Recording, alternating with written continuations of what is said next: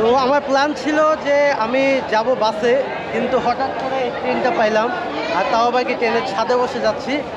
যদিও জার্নিটা মেবি ময়মনসিংহ পর্যন্ত করব, ঢাকা পর্যন্ত যাব না। ময়মনসিংহ গিয়ে হয়তো বা বাসে চলে যাব। তবে দেখি ময়মনসিংহ যাইতে কতক্ষণ লাগে। আর এটা একটা লাইফ টাইম এক্সপিরিয়েন্স। ঈদের ছুটি প্রায় শেষ, আর আজকে আর কালকে অনেক মানুষ যাবে। আর এই হচ্ছে ট্রেনের অবস্থা। এটা হচ্ছে ফার্স্ট স্টেশন, সামনে আরও অনেকগুলো স্টেশন আছে। মোহনগঞ্জ থেকে ট্রেনটা ছাড়ে। তো যে অবস্থা, মনে হয় না সামনে কোনো স্টেশন থেকে কোনো যাত্রী উঠতে পারবে।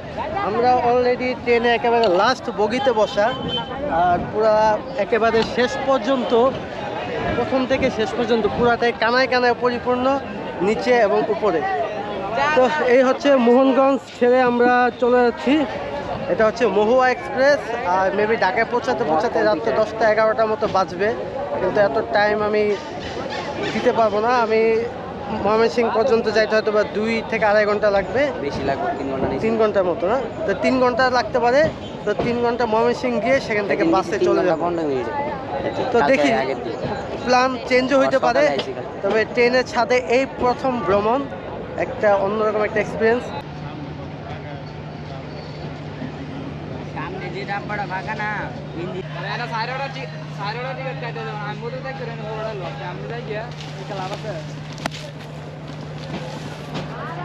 আপনি কি প্রথম ট্রেনের ছাদে যাচ্ছেন?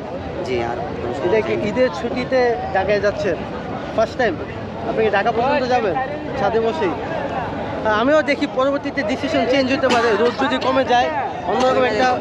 ময়মনসিংহ যাওয়ার আগে আগে ঘুরপুর যাওয়ার পর্যন্তই মানে রোড কমে যাবে। রোদ কমে যাবে। তোমার কি এই প্রথম যাওয়া নাকি এর আগেও গেছো? আমি এই যে ঈদের পরের দিন থেকে এই পর্যন্ত খালি যাইতেছি আইতেছি। এই ছাদে বসে কি করো তুমি? এমনি ঢাকা পড়া লেগে যাওয়া আসার মধ্যে আছো ট্রেনে। তো অনেকে নতুন যাচ্ছে, অনেকে পুরাতন যাচ্ছে, আর এই হচ্ছে ট্রেন যাচ্ছে। এই অন্যরকম একটা অভিজ্ঞতা হচ্ছে বাংলাদেশে ট্রেনে, তাও এটা হচ্ছে একটা লোকাল ট্রেন। দেখি কতক্ষণ লাগে আজকে আমাদের ময়মনসিংহ পর্যন্ত। আর একটা লোকাল।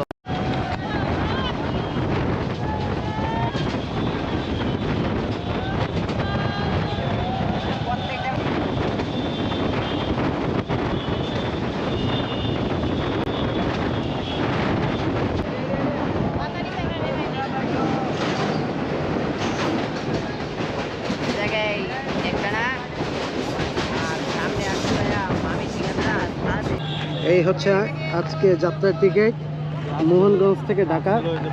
তো 95 টাকা ট্রেনের ভাড়া, বাস ভাড়া মেবি নেত্রকোনা থেকে 350 টাকা। আর আজকে যেহেতু ঈদের সময়, বাংলাদেশে বাস সিন্ডিকেট তো আছে, বাসের ভাড়া বাড়বে। তো 95 টাকায় ঢাকায় চলে যাচ্ছি। তো আমি আমার ডিসিশন চেঞ্জ করেছি, কারণ যাত্রাপথে বাস পাওয়া আজকে খুব টাফ, যার জন্য পুরো ঢাকা পর্যন্ত টিকিটটা নিয়েছি। তো ঢাকায় চলে যাবো, যেতে যেতে মেবি 10টা 11টা বাজবে। তো পুরো জার্নিটাই এই ছাদে বসে হবে। আর লাস্টের দিকে যদি সুযোগ পাই নিচে গিয়ে সিটে বসবো।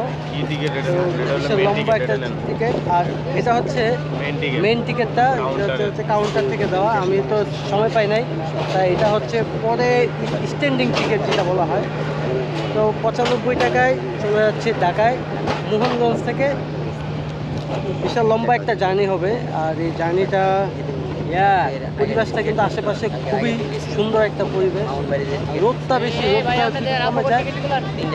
রোদটা যদি কমে যায় তারপরে আরও কিছু বিকালবেলা যে সৌন্দর্যটা সেটাও দেখাবো আপনাদের।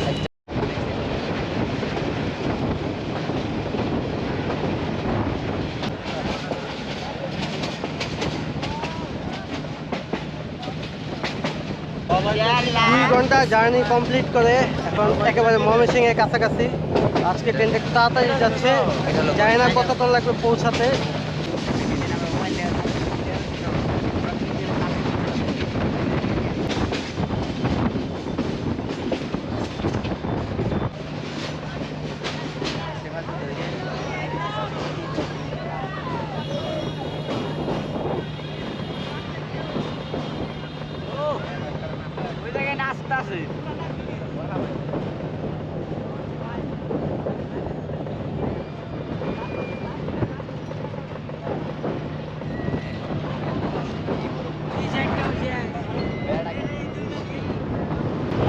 ময়মনসিংহে ব্রহ্মপুত্র নদ থেকে, আর এটা হচ্ছে শম্ভুগঞ্জ ব্রিজ। খুব সুন্দর একটা জার্নি কমপ্লিট করে আমরা ময়মনসিংহ চলে আসছি।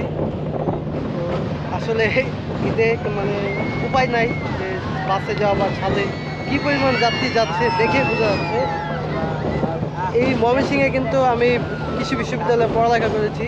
তো অসাধারণ একটা জায়গা ময়মনসিংহ, আমার জন্য অনেক স্মৃতিবহুল।